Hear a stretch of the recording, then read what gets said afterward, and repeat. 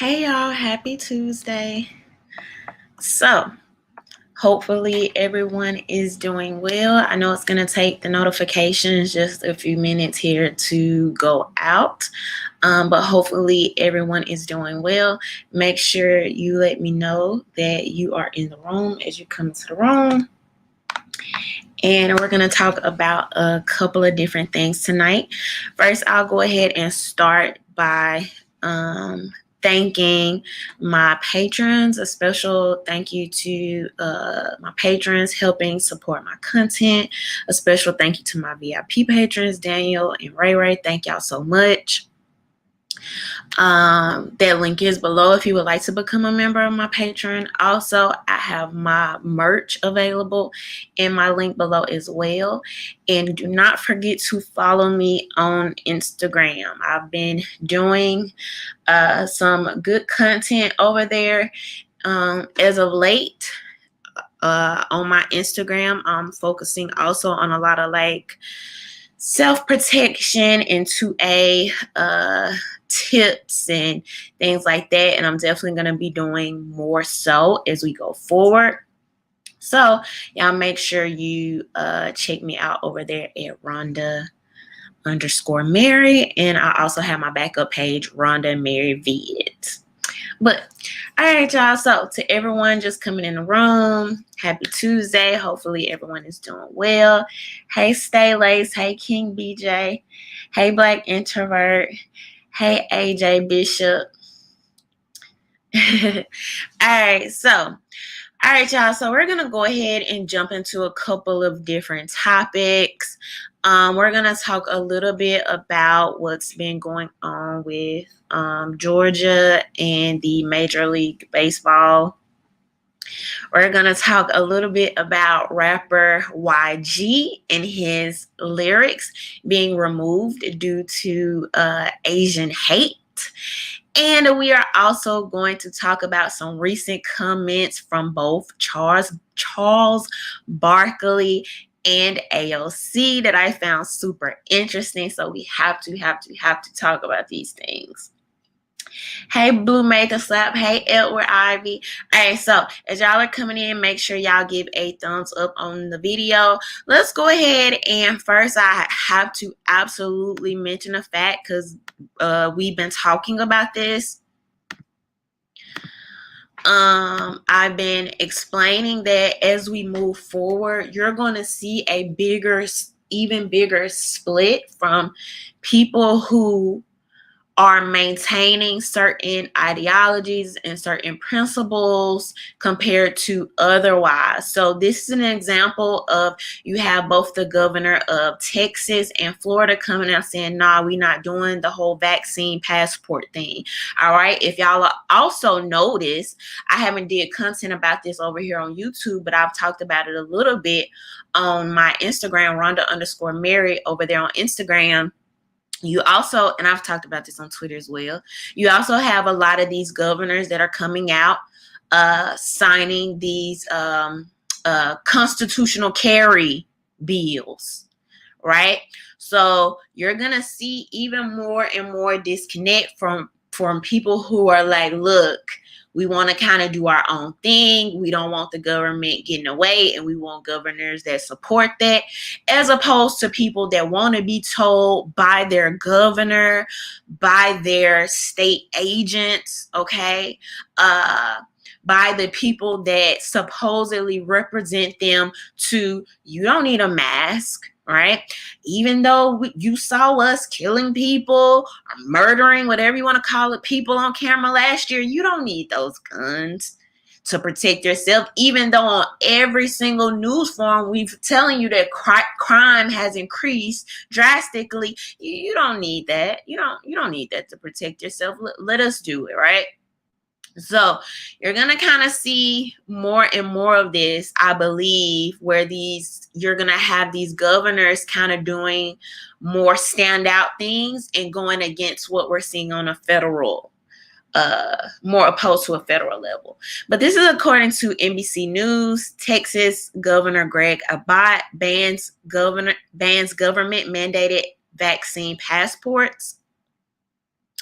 He signed an executive order Tuesday to ban government-required vaccine passports in Texas, following a similar decision from Florida last week.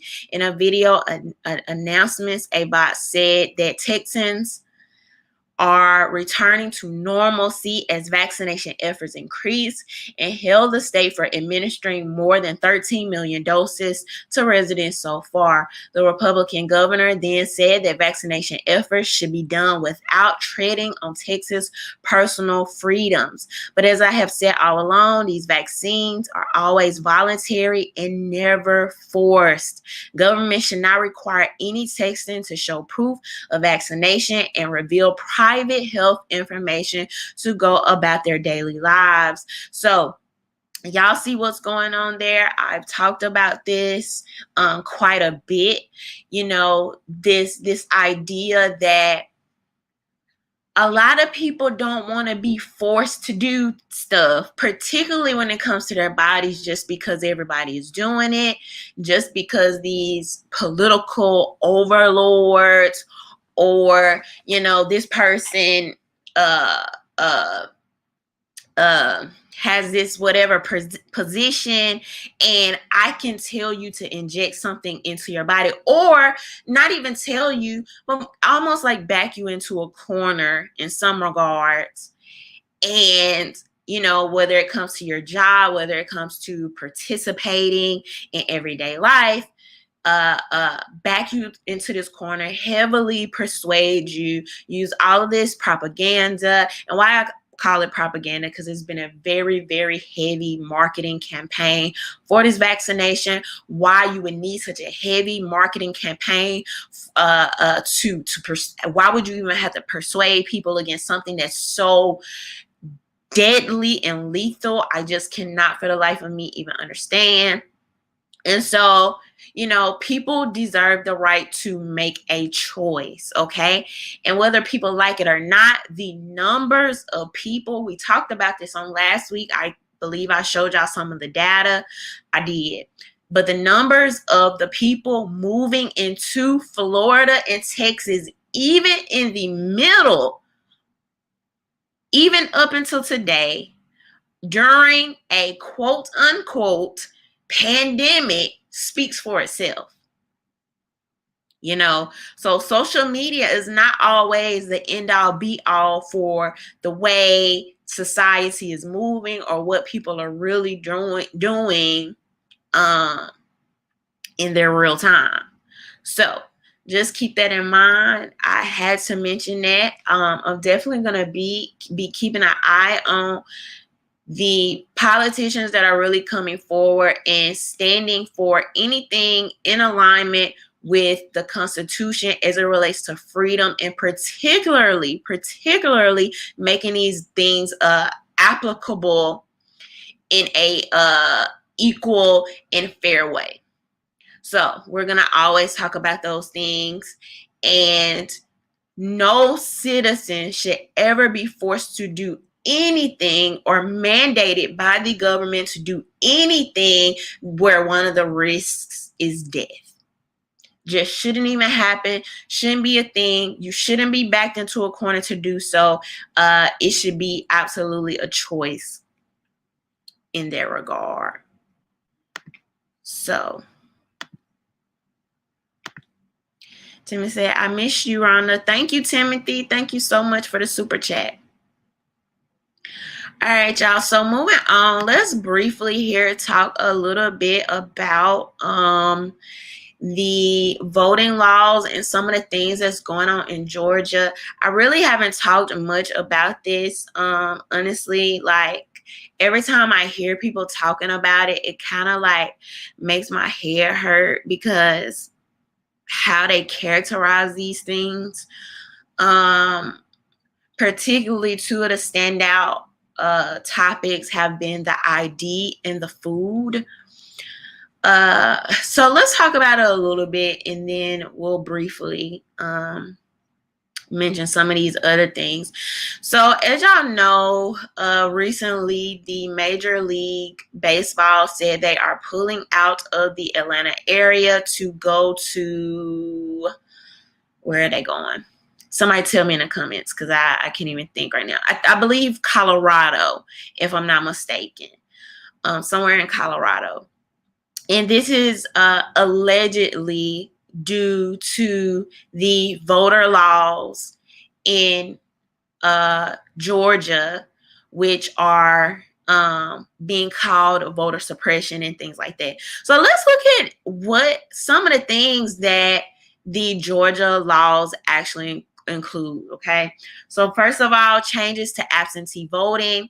Mail-in absentee voting will look the most different for voters, especially after 1.3 million use a method in the November general election. Okay, we cannot frame that without saying why people did that. A huge reason why people use mail-in absentee voting was directly due to COVID. Directly, okay?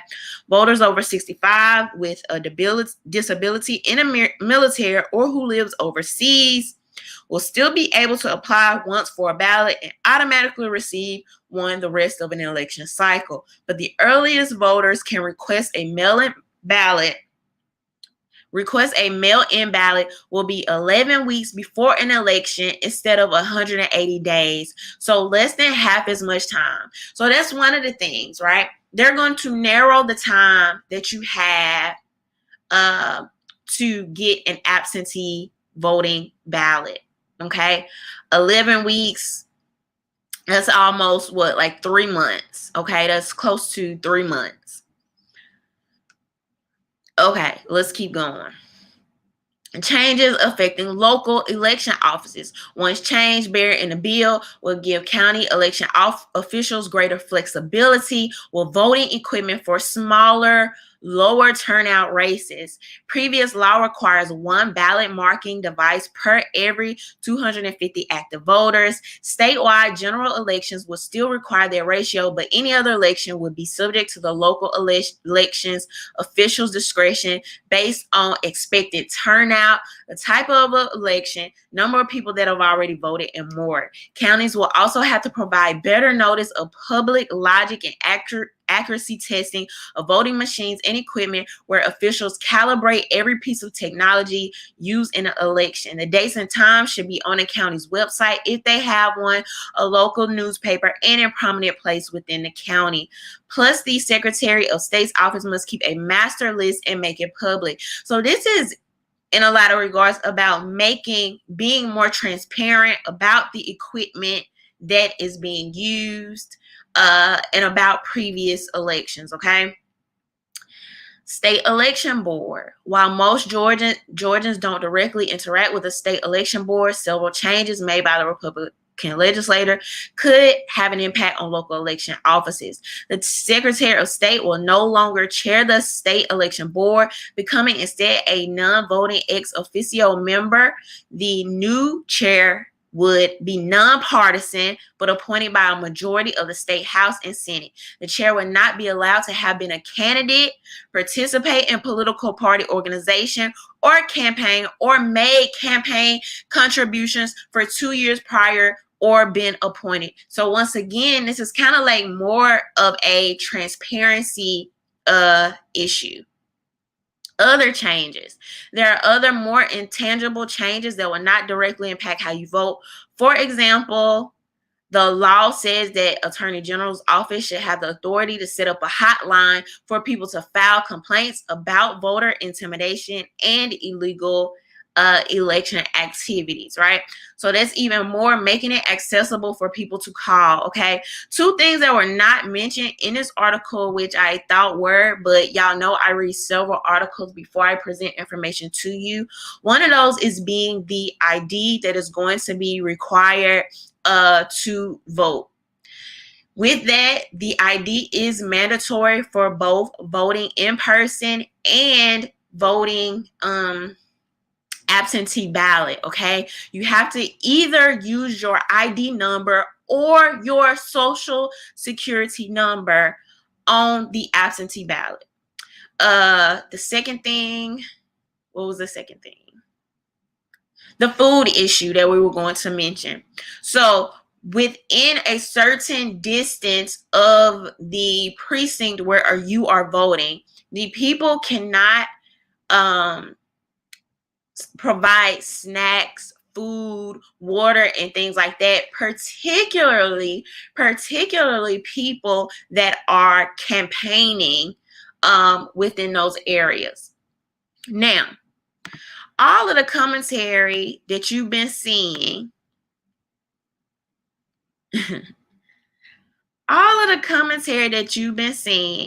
this is when I was looking and reading articles about this earlier. And this is US Today. First Jim Crow, now SB 2020.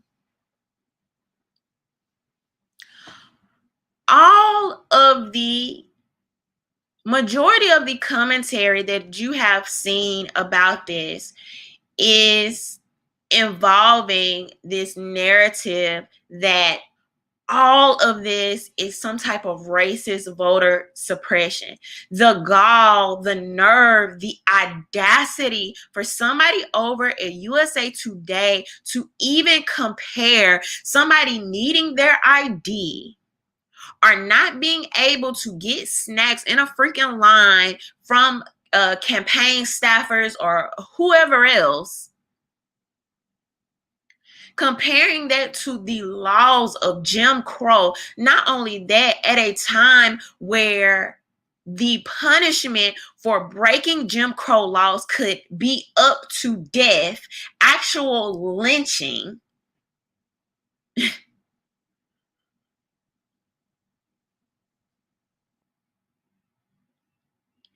This consistent, dire need to constantly let me turn this off because I gotta talk about it, and it frustrates me. And I'm gonna even talk about this going into the whole thing with YG tonight and the whole his rap song being removed because of these this hate against Asian lyrics and all this.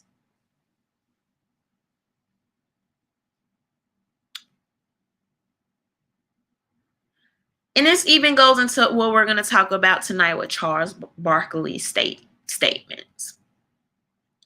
The way the media and these politicians always try to throw in race and racism every single time they're ready for Black people to mule and mammy for them and work on the behalf of them and do what they say do and show up to protest while they never show up for the Black community when it's time to show up for us. You spent all of freaking 2020 talking about turn it blue, turn the Senate blue.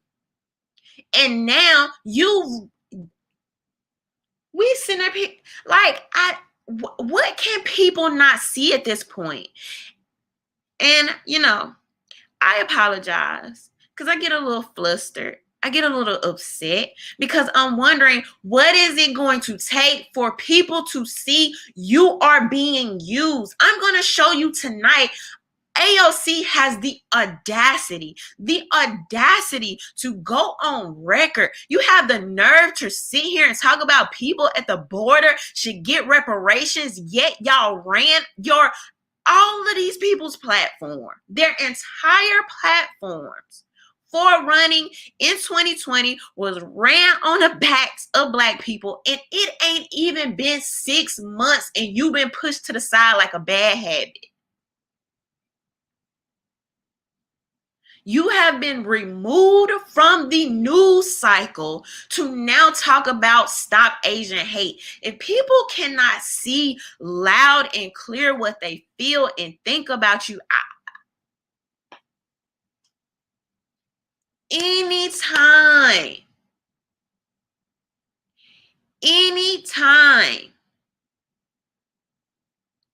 you want Black people to come out like Simone Sanders, like a linebacker, and I'm only saying this, I'm not trying to be offensive about her or anything personal about her, but when you as a woman rush to attack a person from this politician, a man,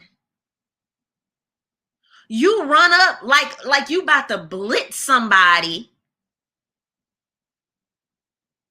You run up like you're about to tackle somebody. That is a physical representation of what the Democratic Party feels about Black people.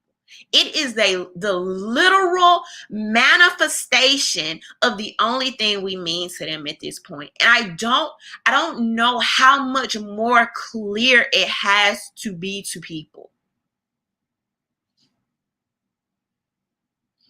All this protesting in 2020. And Joe Biden has the nerve about Breonna Taylor, about ending no-knock warrants. And he has the nerve to side with police on being able to enter your homes warrantless. Warrantless. Like it hasn't even been 6 months. What more do people have to see? Even to call things like voter ID and the ability to not get snacks racist? I don't specifically agree with the not getting snacks things. I don't presume that I care. I really don't give a crap. I do see how in some regards it could be a little concerning if you've had people that are campaigning, wearing political merchandise, and they're out there, you've been out there for however long, you trying to make up your mind about whatever candidate, and don't even just think federal, right? Think locally. Sometimes, people in my demographic are probably everybody's demographic. You don't know everybody. You may not know every single person that's on this ballot. You may not know this person in this, lesser known political position. And this person walks over to you and hands you a snack and has this person's name or this person's whatever, I see how that could be a little concerning. But to compare this to Jim Crow laws, y'all, come on. That is disrespectful, man. That is disrespectful. And that is a slap in the face to our ancestors. We are not even comparable. We are not even comparable in that sense. When people were literally losing their lives and their livelihoods if their boss found out they were voting.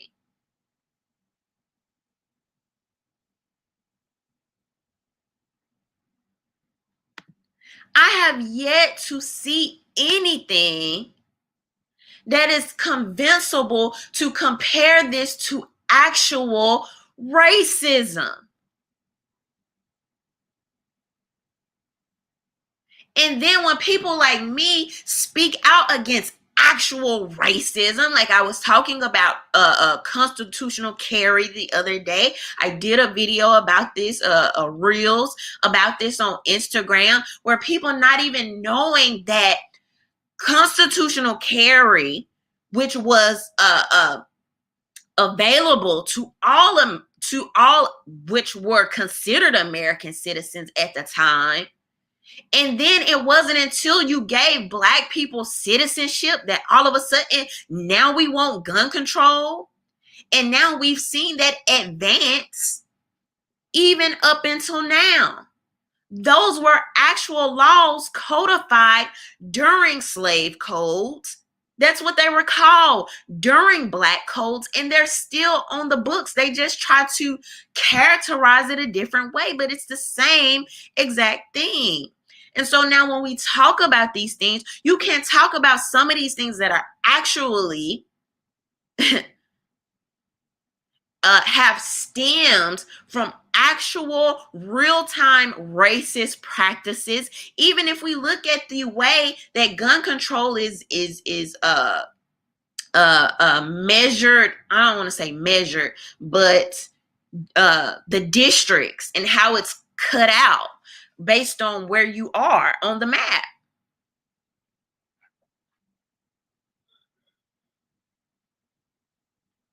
And it's like at some point, I hate to sound cliche, but if you had so many citizens receiving stimulus checks, and to get a stimulus check, you have to have ID to cash that check,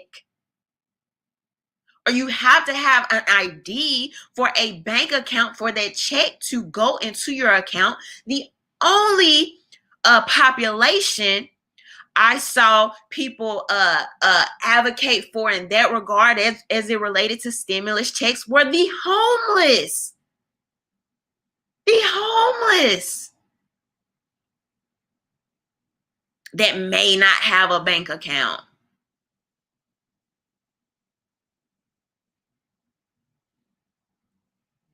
Like, please, man, please stop allowing yourself to be used. Stop watching these it's like they just sprinkle racism like parsley now. Anytime they want Black people to up and act and do and pull out their picket signs and get in the streets, you just sprinkle a little racism like parsley and people be all for it.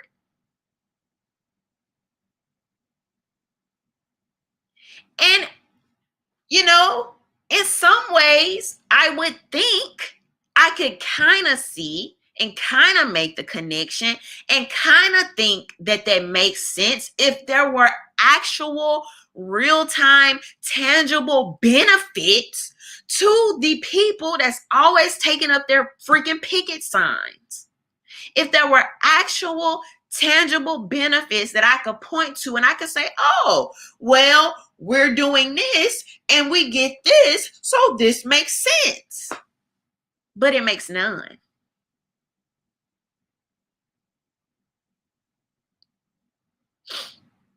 It is nothing that I can point to that says,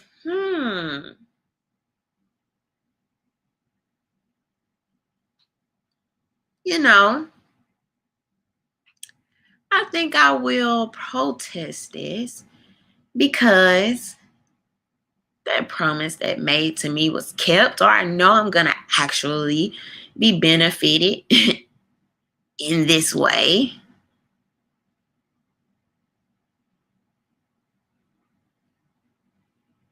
If people can't see the switcheroo that's been done right under our noses, right before our eyes,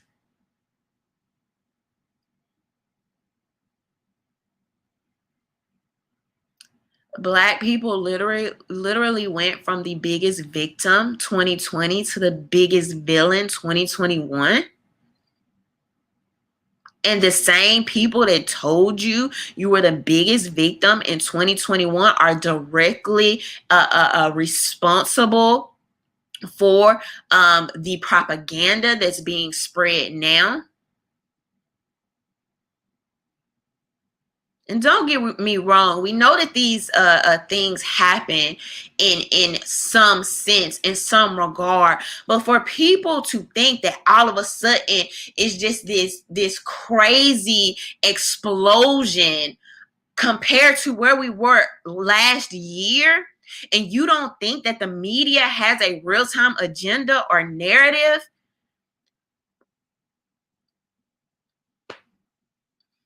you don't think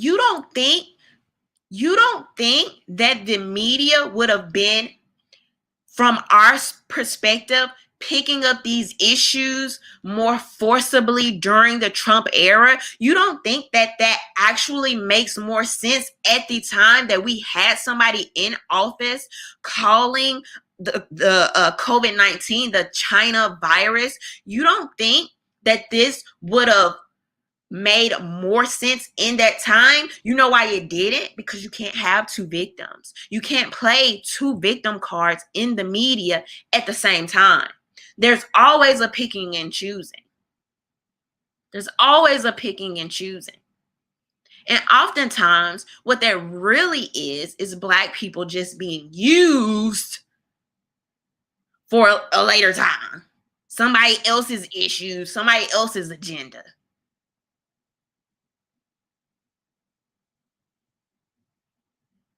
And so if you can understand that and see it as it relates to other demographics, you also have to be willing to admit when they use and do the same to you, to your demographic. You have to be willing to know the difference and decipher, okay, this is true. This is actually a relatable to me in my everyday life, as opposed to, I'm a woman. Are they just saying women think and feel like this and it's happening with women? Or is this really happening? Or I'm black. Is this really happening? And I'm feeling this way? Or is the media projecting these things onto me?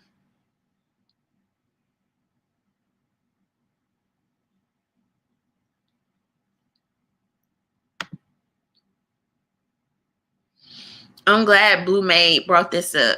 Well, let's talk about this first. Let's talk about this YG thing as well.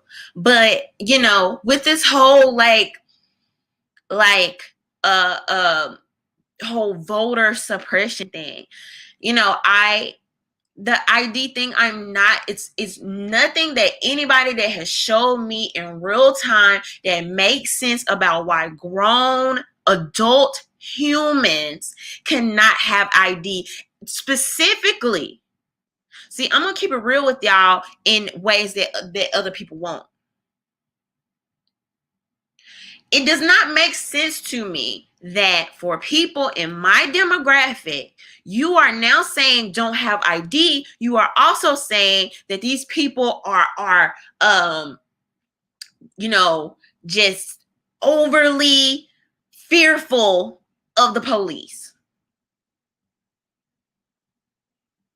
You're telling me that the most fearful group of the police also don't want a way to be able to immediately identify themselves, which in some regards could hopefully potentially de-escalate things. I don't have another reason why this officer may pin up on me that, oh, this person is up to no good.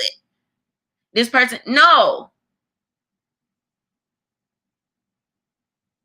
And as somebody that has worked directly, speaking for myself, as a person that has worked directly with underserved communities and knowing even doing that, you had to have ID.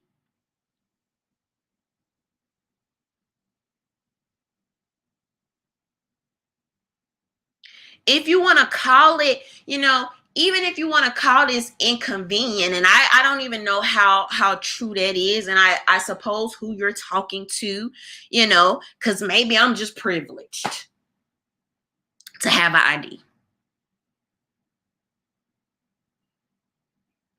So if you have that person that at the very least wants to call this inconvenient, I could see how that could be subjective. Okay, we'll call it inconvenient. But this consistent, overreaching, non-ending attempt to compare every single thing, not getting snacks in a line, okay, a little inconvenient. You might have been a little hungry. Bring your own snacks. Inconvenient. We'll call it inconvenient.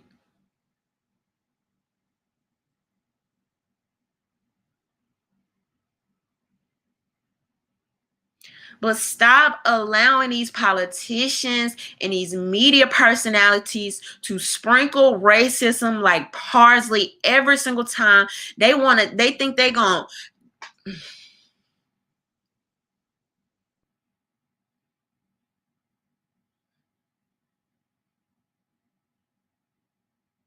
Every single time they think they're going to sick you on others. And don't really even get me started about how in a lot of ways I really think this is questionable.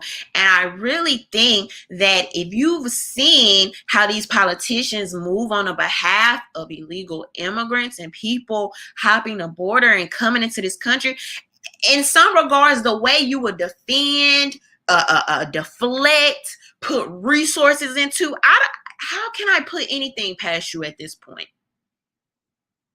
So is it really a cover, another, this whole POC brigade thing that they do?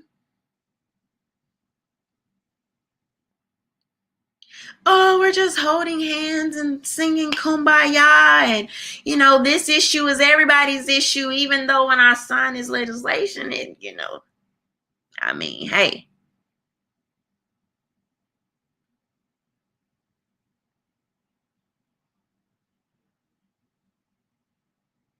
So I hear people say, they're really doing this so you can have illegal immigrants that don't have ID being able to vote. Honestly, at this point, I'm looking real side-eyed. I'm looking real side-eyed because what's the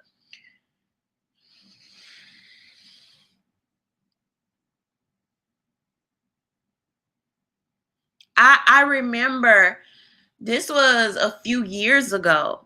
I remember I was working in this area that was close to where people would go get their IDs and stuff like that.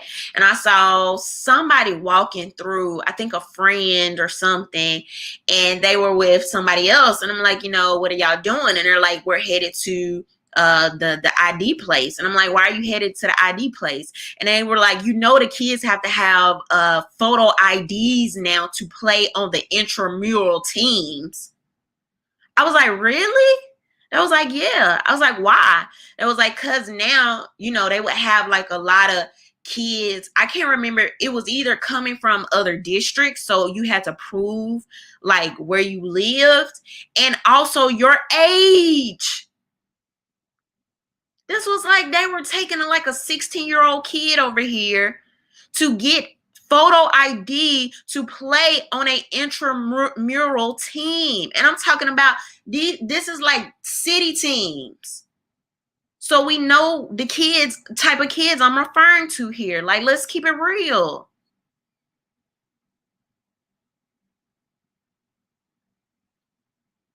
So based on everything that I've read, I'm not sitting up here listening to these commentators go on some pity party with their little lies and trying to get that viral moment and just saying anything to emotionalize you. And based on everything I've read and everything I've seen so far, to have the nerve to tie this to Jim Crow.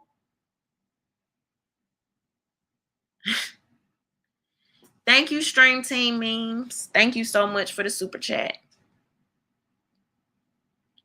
Like, are you sick in the head? Are you sick in the head to constantly take real history and trauma as some joke where everything is that?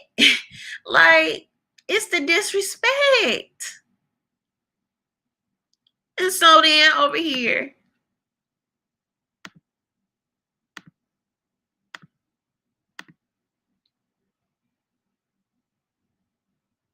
this is according to Hollywood Unlocked. YouTube officially removed the YG anti-Asian song, Meet the Flockers. YouTube officially removed YG anti-Asian song Meet the Flockers after initially refusing to do so. YouTube has officially removed the song, which has been deemed as an anti-Asian song by one of the platform's employees. The call to action came amid the current Stop Asian Hate movement. As we reported last week, YG and YouTube were under fire after one of the streaming service employees requested they remove the song, citing it as an anti-Asian as the lyrics allegedly promote violence against Asians, specifically robbing a primarily Asian neighborhood. Previously, YouTube said they were rejecting the request as the song fell under the category of educational, documentary, scientific, and artistic content. However, just a couple of days later, YG's song is seemingly nowhere to be found on the platform. While the official version of the song is unsearchable, low-quality versions have since been uploaded, which will more likely be removed soon.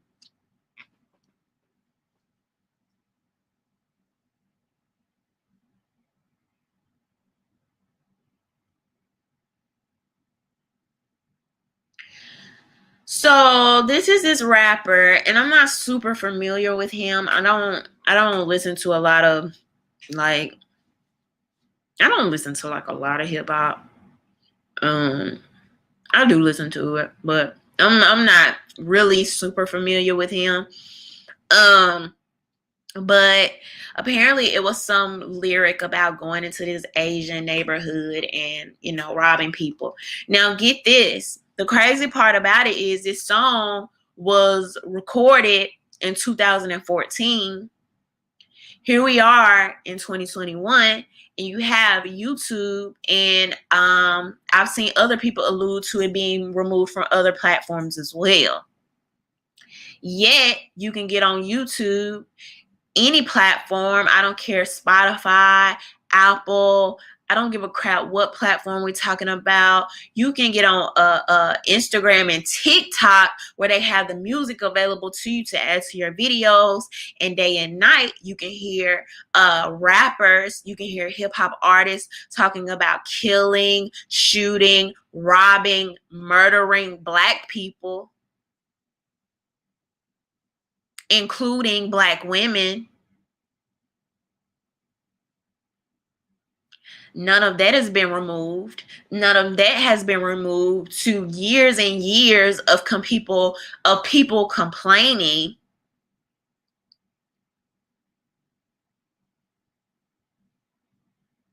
But all it took was a couple of employees over at YouTube to complain about the song, and voila, you've had it removed.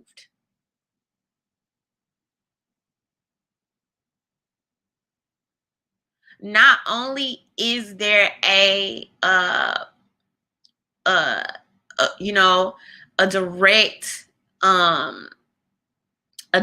ploy to continue a certain narrative, there is moves being made to protect the Asian community. And I think any community should be able to speak on the behalf of their community in regards to protection, in regards to politics, in regards to anything else. I don't have a problem with that. I don't have a problem with I don't know who this person was at YouTube who spoke out against this. I presume they were Asian. I don't really know. But I don't have a problem with that. However, there's a obvious theme of when it comes to certain narratives, or even caring about the life, or even the things that is being projected onto or internalized by the Black community. These tech agencies from the politicians are going to handle it much differently.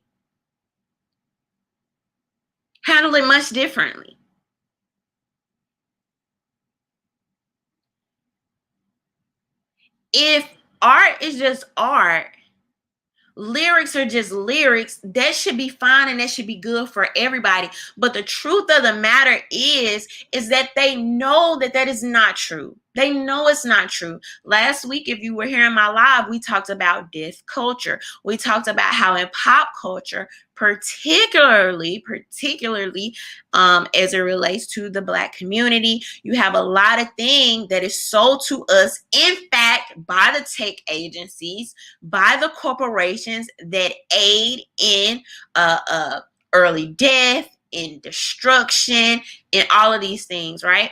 I talked about whether we're talking about drugs, to promiscuity, to all of these different, whether we're talking about gang culture and gun violence, it doesn't matter, right? They have no problem with that. In fact, they sell it to us. They sell it to us on a freaking silver platter. Here you go. Have some of this. Eat this up.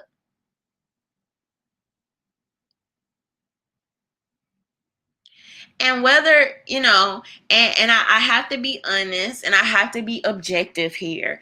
And I've said this even with when the whole, outrage was going on with Megan Thee Stallion and with Cardi B and their WAP song. And I may have said this or alluded to this when it dealt with the guy that was dancing on the stripper pole to hell. I believe in the freedom of speech. I do. I believe that artists should be able to have an outlet where they express themselves. However, two things. One, we're not going to ignore the contradiction of what they are and aren't willing to promote and allow. That's number one. And two, we're not going to ignore that there is a known effect of music, entertainment on culture. It's no denying it. You can't deny it, from whether it's the way people are dressing, to their hairstyles, to popular language, and things of that nature. And what really brought it to my attention and just really nailed it home for me was it was two things. And I've talked about this, previously. One was when I saw big grown people talking about trying Molly because of that one song with Trinidad James. Y'all may or may not remember Trinidad James. He was kind of like a one-hit wonder type thing. And he had this little line, pop the Molly, I'm sweating, right? And this little song where he was talking about gold this and gold that. And literally, I got 3 examples. And literally, I saw people that I knew directly and people that I knew of who were engaging in trying this just because it was mentioned in one song. Okay, that's example number 1. Number 2, y'all remember the Katy Perry song, I Kissed a Girl and I Liked It. Around that time, whether it was on social media, on TV, just everywhere, you started to see like it was nothing for girls to be kissing in whether it was clubs, whether it was on TV, whether it was on social media. It just became this popular thing to do. And in some ways, I don't even think, because it doesn't even seem as, well, maybe it's not, I don't know if it's either not as trendy now, because now you have trans people kind of being the more, I guess, like unicorn, being gender fluid is more at the forefront now of the media and stuff like that. So I don't know if it's just not as trendy or what, but you don't, it was this big deal. I don't know if y'all remember that. And then the third example, was, and I hate to talk about this. I believe I have all adults here watching, but I'm gonna just keep it real, okay? This Janae Aku song, I believe that's how you say her name. And in this song, she talks about eating the groceries. Now, if you don't know what eating the groceries is, I would suggest you do your own research. I don't want to go too deep off into that.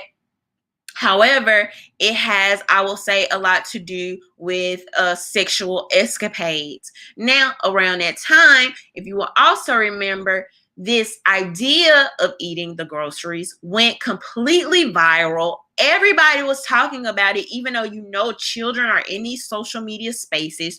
You had people who probably never even thought about it. I seen people talking about how they were going to try it. and all these other things. So let's not play dumb. Let's not play naive. Let's not act like music, entertainment, books, I don't care what it is, does not influence, particularly music, because a lot of times, you know, I saw somebody today talking about like frequencies of the music. You have a lot of this music that's very repetitive and things like that.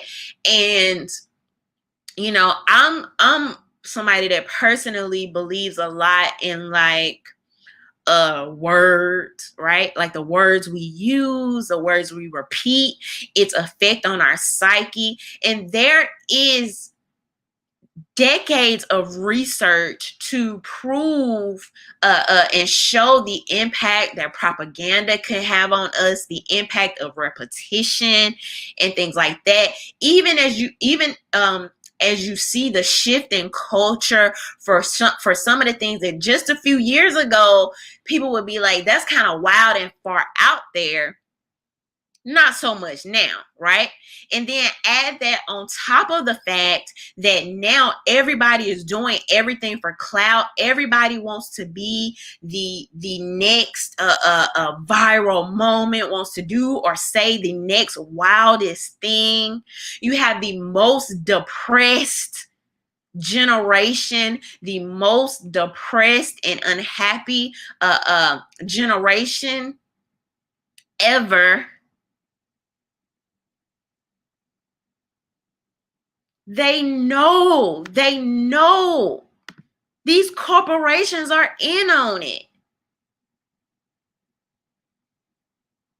And they'll fly a little BLM flag, or they'll fly a little LGBT flag, or they'll have Tamika Mallory in a commercial, or they'll do this or they'll do that. And people think they're so down for the people. And some of these same corporations, they're selling you. I mean, even all of this goes back even to big pharma. A lot of this is interconnected. They're selling you unhealthy practices, right? Whether that's through the food, through the alcohol, through the drugs, through the promiscuity that leads to more unwanted pregnancies, that leads to more STDs. All of this stuff is interconnected, and they don't have a problem. It's just the hypocrisy. It's the hypocrisy.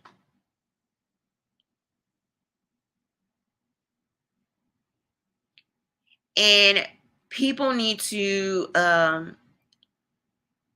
understand and see this clearly. And if you don't, it's right in front of you. It's right in front of you.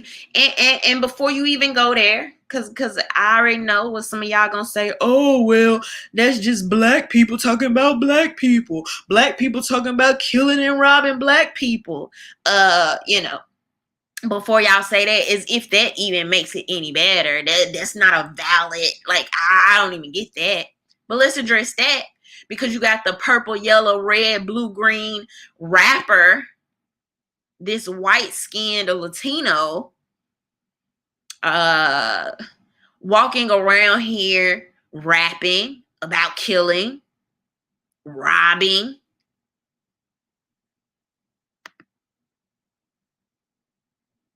(6ix9ine),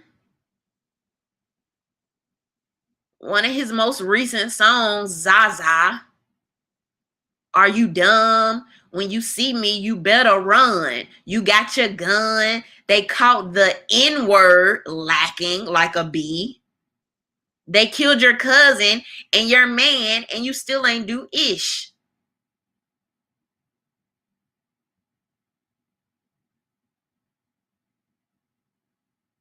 So what? So that's not removed.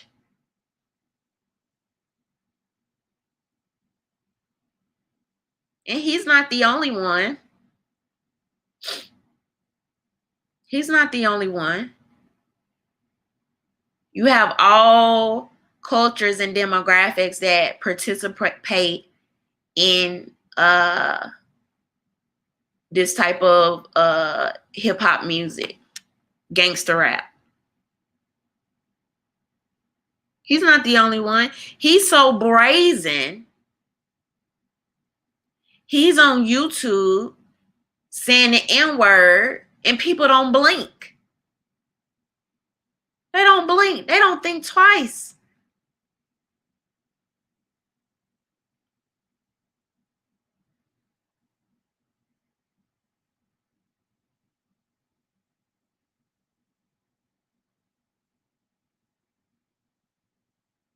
So I'm saying if we're going to have a standard, let's have a standard. If everybody can get these lyrics, if everybody can get this death culture, then everybody needs to get it. Not this picking and choosing, not trying to protect certain segments or certain demographics because now you know, what if I say these Zaza 6ix9ine lyrics are telling me that Black lives don't matter. My life doesn't matter. I want this pulled.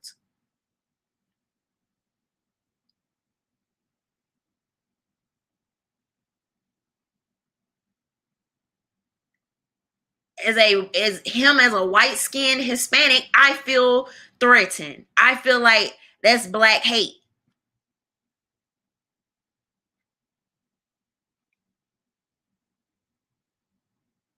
Like, can we just see it for what it is and call it out?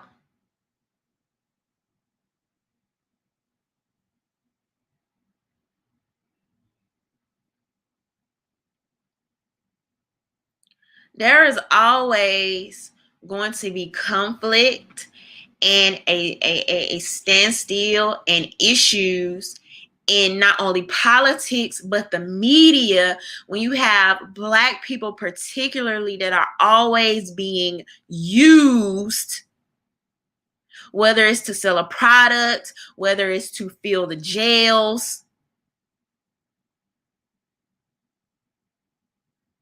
Everybody's selling something. And a lot of this is just death culture. I'm just going to call it what it is, plain and simple.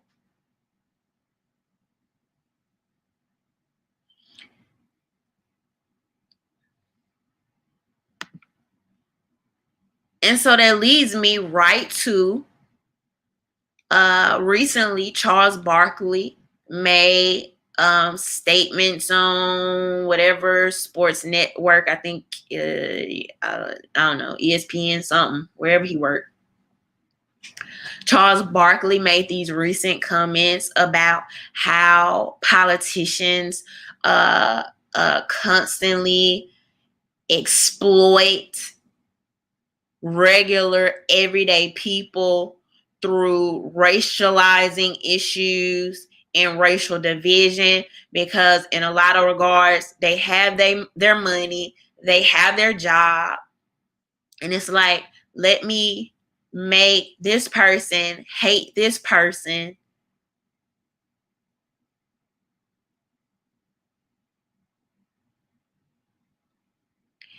And in a lot of ways, it is true. We're going to talk about it tonight.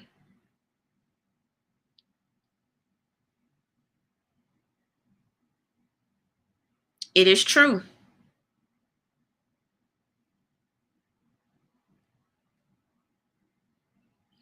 A lot of these issues are directly lied to, are lied about,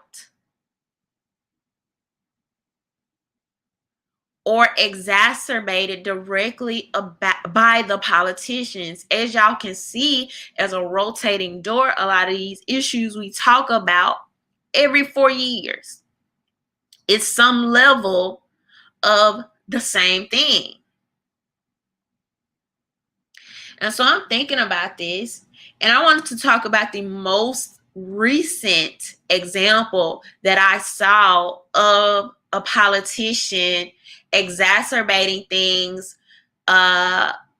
based on race lines and picking and choosing. And y'all will watch the clip here and you'll see exactly where I'm going with this.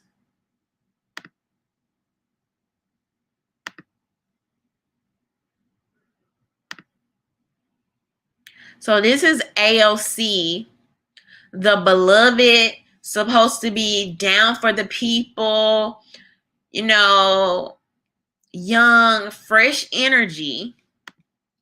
Now, the first thing I want to say is that the fact that this keeps happening over and over and over again is a political failure by both parties.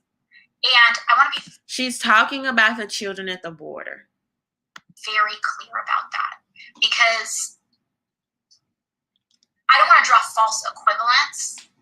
What is happening here is not the same as what happened during the Trump administration, where they took babies out of the arms of their mothers and deported their families and permanently traumatized these children, some of whom we don't know will ever be reunified with their family again, which is a level of human rights violation that is just simply not the same. Both of these things are barbaric and they're wrong. But when you rip a baby out of the hands of a mother, you cannot draw the same comparison. And anyone who is trying to do that is doing a profound disservice to the cause of justice. So I don't want to excuse any of this, but I don't think we should also get them twisted together, because one is not the same. And we cannot dust that under the rug. And by the way, those families are owed reparations, period. Now, the first... Woo! This is a allegedly American politician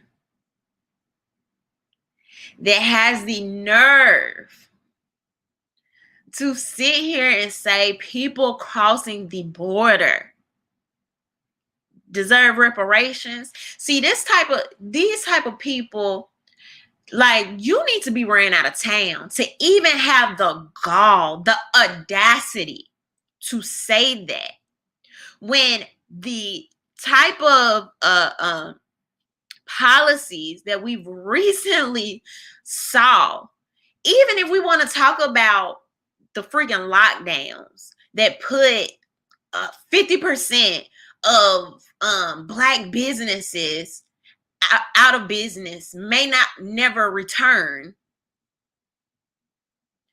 So many people still out of a job, homelessness skyrocketing,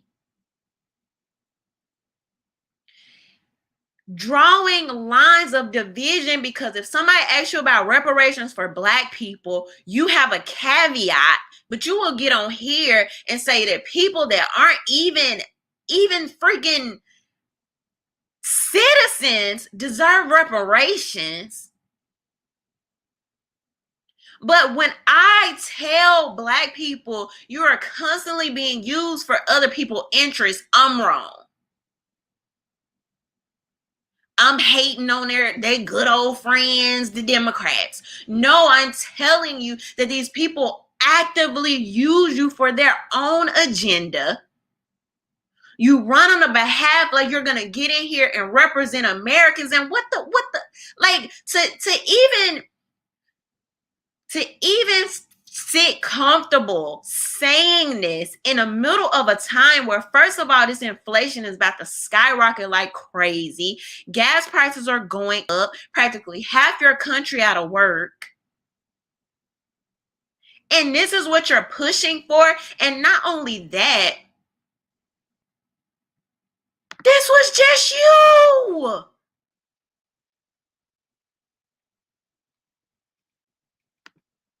Like,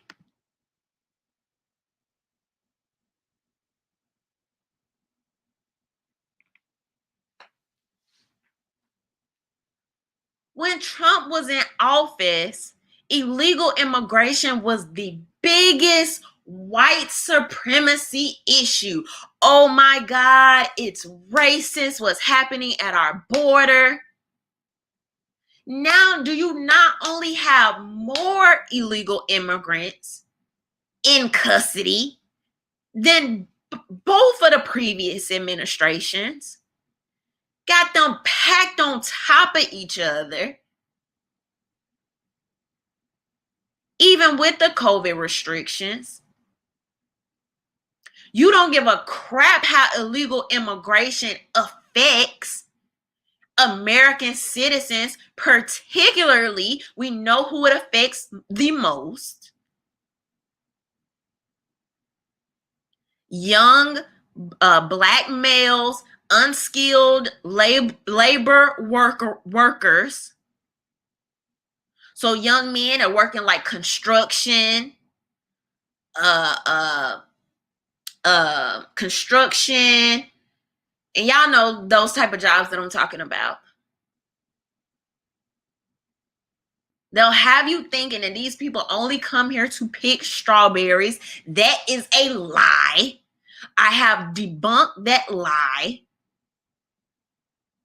I have shown how even at some of your tech agencies have been raided for hiring illegal immigrants. AOC, this is the prime, perfect, real-time, right now example of a politician lying straight to our faces and causing division based on hypocrisy. Just flat out lies. Now you're talking about, oh, with Biden is different.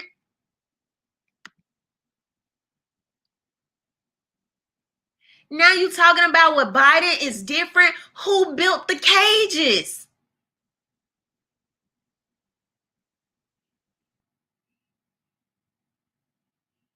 Who built the cages? To my understanding, I was looking at a graphic earlier today. Biden is actually on record to send back, if he keeps going at the pace he's going, to send back more immigrants than during the Trump administration. But that's only because, I'm going to be honest with you, but that's only because they feel like he's so lenient that they're coming in droves. These people are packed, y'all. I don't know if y'all saw the recent video. I should have had it pulled up. But you had some a media, I don't even think this was a media person. Somebody that worked at the facilities. You had the media people trying to go in here to get footage of what was happening at these facilities, and a media person was getting in the way. Oh no, protect their privacy. They are humans. You don't have them packed in there like they're humans. You don't have them packed in there like you care about their privacy. Y'all didn't give a crap about their privacy during the Trump issue. All I'm saying is, whether we're talking about the music, YG, Stop the Asian Hate,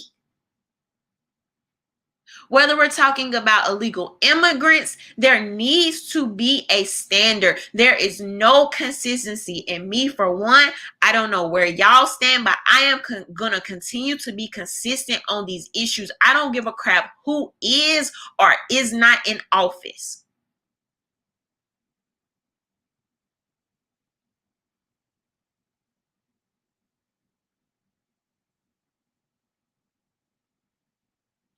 I spoke out just as much about gun control issues during the Trump administration that I do now.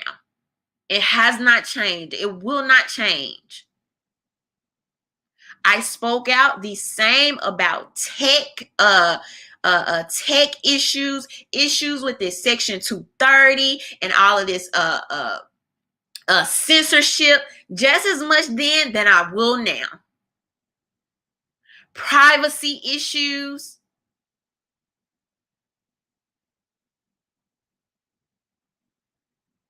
There's no standard, and that is the main reason, and it falls on us. It falls on us. It is disgusting to me. It is disgusting that people I know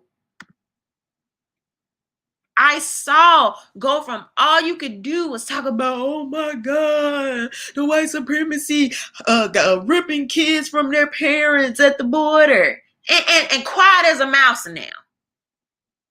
I'm seeing this firsthand, real time in front of my eyes. The independent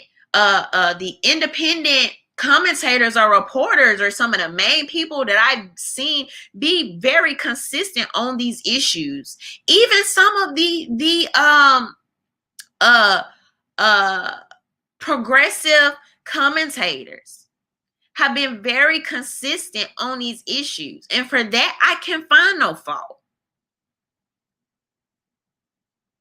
But we need to stop with this wishy-washy, this flip-flopping, this not holding these politicians to a standard and the same standard.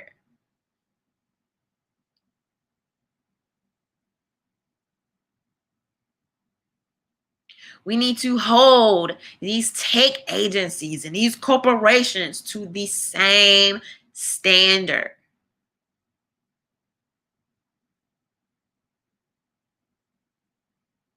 This is a perfect example and the most recent example of a politician exacerbating racial issues based on how it's going to line their pockets at the time. When it was favorable, whether career-wise or whatever, to stick to the narrative that, oh my God, this is really hurting people at the border and this is the worst thing that could happen, you're on that side. But now, if it's somebody on your team or somebody you may need political favors for, or you may need to advance your political career in the near future, now it's, oh, well, this person isn't as bad.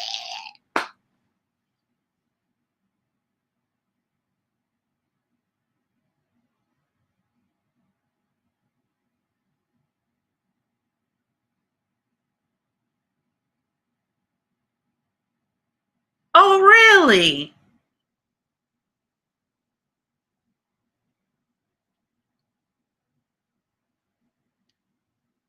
And it had black folks all hype.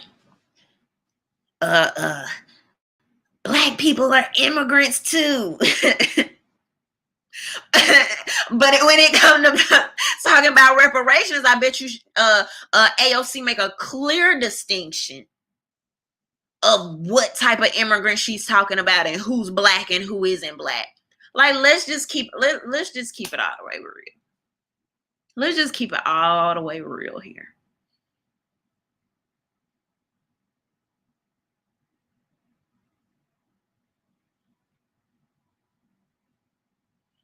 I was watching a video by Malcolm X today, and it is amazing to me. And that's why he's like one of my biggest inspirations, because it's mind-boggling to me that long ago your words could still hold so true and so steadfast. And honestly, it's not a good thing. It's a good thing in the way that it's inspirational and he was ahead of his time, but it's bad when we are still falling for the same BS.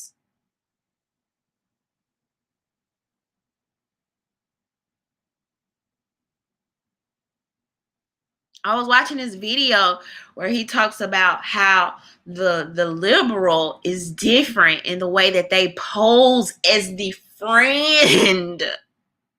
They pose as the friend of black people.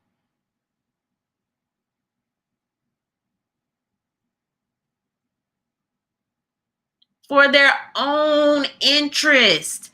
They use us in this political football game. They use us as a pawn.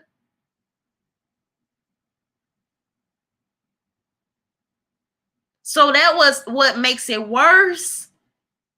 When you're actively being used, and it comes from a very fake place. And every time I know I want to hype you up, I want to get you to help advance my career, I want to act like I'm down for the people, I want to get a new sponsorship because I'm acting like I'm down for the people, all I got to do is sprinkle a little racism on it like parsley.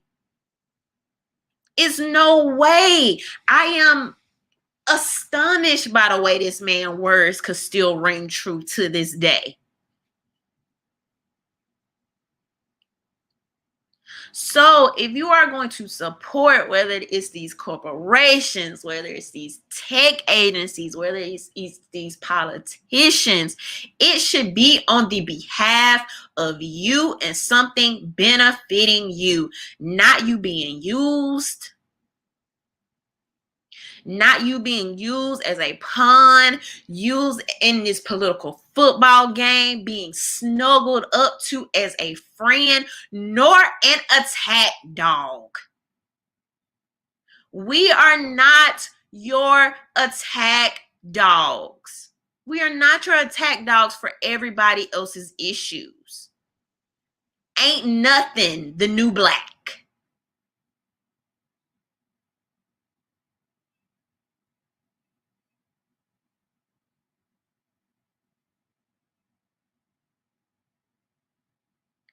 So Malcolm X was dead on, 100% on in that assessment. We have to stop allowing ourselves to be used. And this doesn't just even fall to one demographic. I personally believe that you have one demographic that is used more so than anybody else. And can you blame? Look, at some point, can you blame people when you make it this easy? When all they have to do is say the word racism, they ain't gotta do nothing else. Ain't gotta do nothing else. All they gotta do is say the word racism. It's like putting a battery in your back and you just, whatever it is, you want it.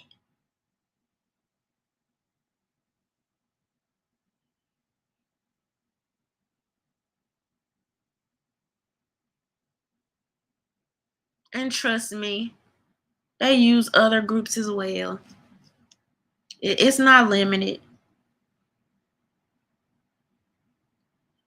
They will use LGBT people. They will have you thinking that every single LGBT person thinks like the most radical version of what they will show you on television. They will use women. They will have you thinking that every woman believes in the most radical feminist ideology that you can find. They will even use progressives.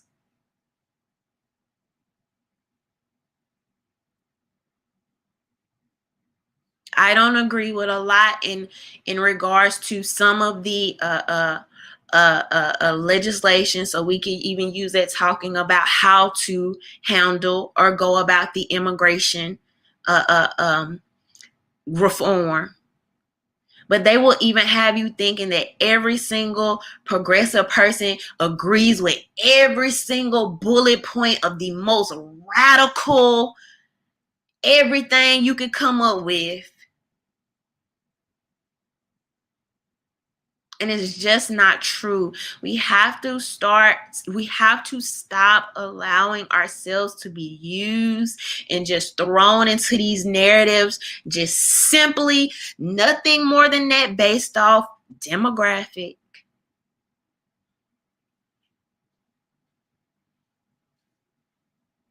It's a lie.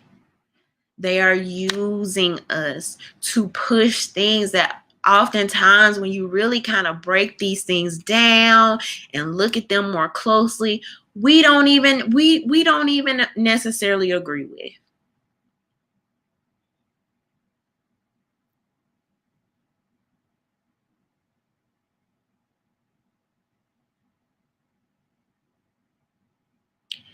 And I, for one, to see the media news cycle switch so swiftly going from 2020 to 2021, whether that's we're talking about, because y'all seen the charts of Biden more putting more funding into militarizing the police? Have y'all seen this yet?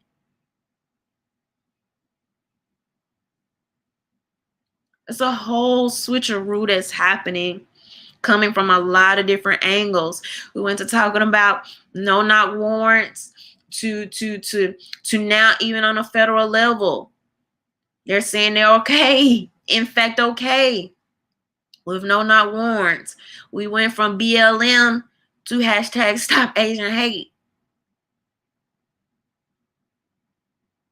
All of these things are happening right under our noses. And when you don't have a standard,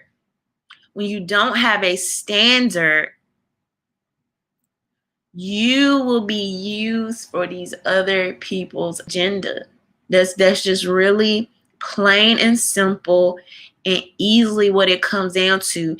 And if all it takes is for the media cycle to change, for your core principles and values to change, something's not right about that.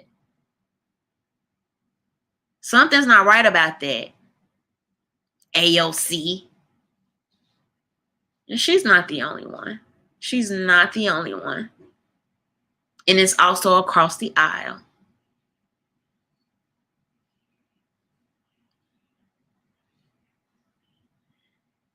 But if it's all it takes for the news cycle to tweak a few words here or change the narrative just a little bit, for you to completely take a different position, something's not right about that.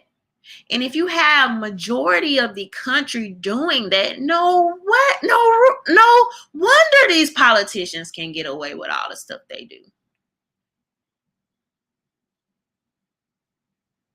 That shouldn't be lost on anybody.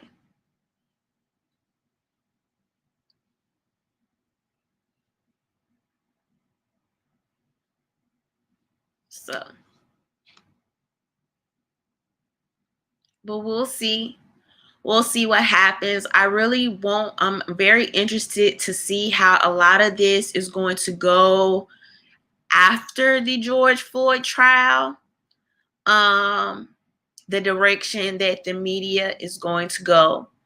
I'm not exactly sure yet. And even with the George Floyd trial, for as much protesting as we saw last year, and for everything that we saw last year, the actual trials don't seem to be as viral, if that makes sense. I don't know if I'm the only person feeling that. It doesn't seem to be as like pressing or as viral or as under a microscope as I would have assumed it to have been if you would have asked me last year, what do you think the trials are going to look like in the news next year, but I'm really interested to see what's going to happen as far as the news cycle. Also, you have that George Floyd Act that is sitting in Congress. So we will see what happens with that and how the politicians decide to kind of move forward and characterize that going forward. I think it'll be interesting to see, but I really want us to get to a point where we are not allowing ourselves to constantly be used by these politicians, especially the ones, well, not especially, but just in general. It's almost kind of worse when you paint yourself as my friend, you paint yourself as down for me, and then, you are in fact using me, or your position changes with the wind, or you use me to get out and vote. And then when I do so, you switch to talking about somebody else's issues, push them ahead of me, or work on their behalf or push me to the back or whatever. And like I said, there would be no reason to have this same smoke for these politicians if you weren't in fact doing just that. If it was just like, well, we don't care about you no time, you know, we kind of keeping it equal, we kind of keeping the same standard, and I could be like, okay, well, but how dare you, you know, do, you know, get your booty to the polls and free fish plates and everything else. And now it's like, all right, where y'all at? I can't be the only one seeing it, man. I cannot be the only one seeing it.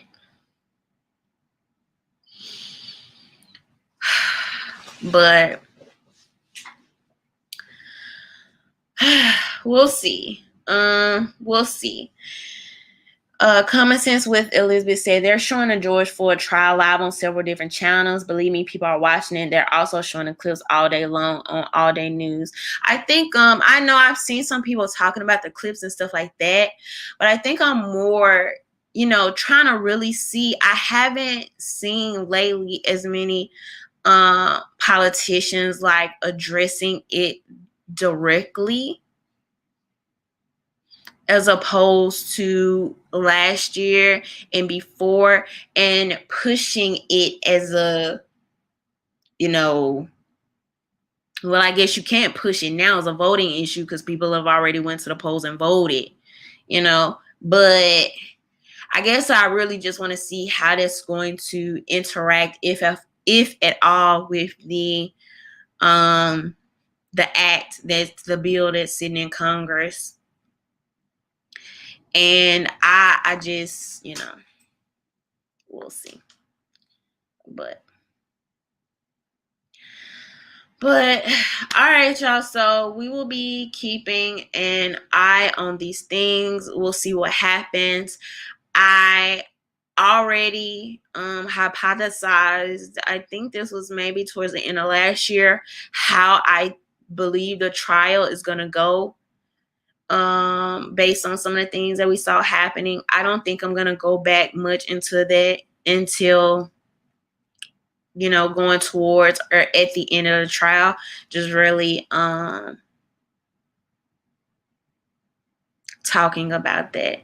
I have my own thoughts about some of the stuff that's going on that I have, you know, shared before. But we'll see.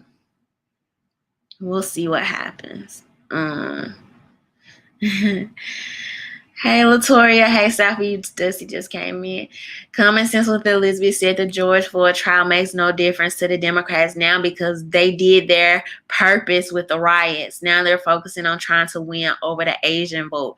So obviously, I'm not the only one that sees, you know, sees it for what we believe it to be. But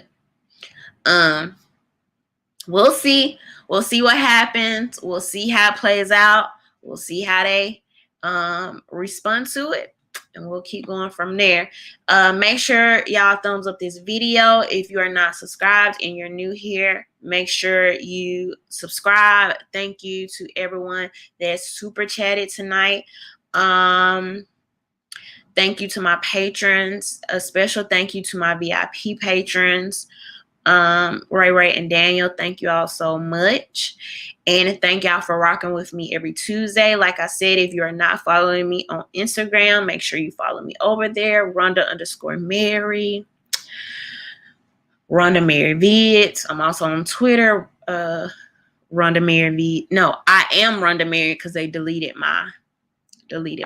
But put in RhondaMary, you'll find me. But all right, y'all. So thank y'all. Y'all have a good night, and we'll talk soon. Bye.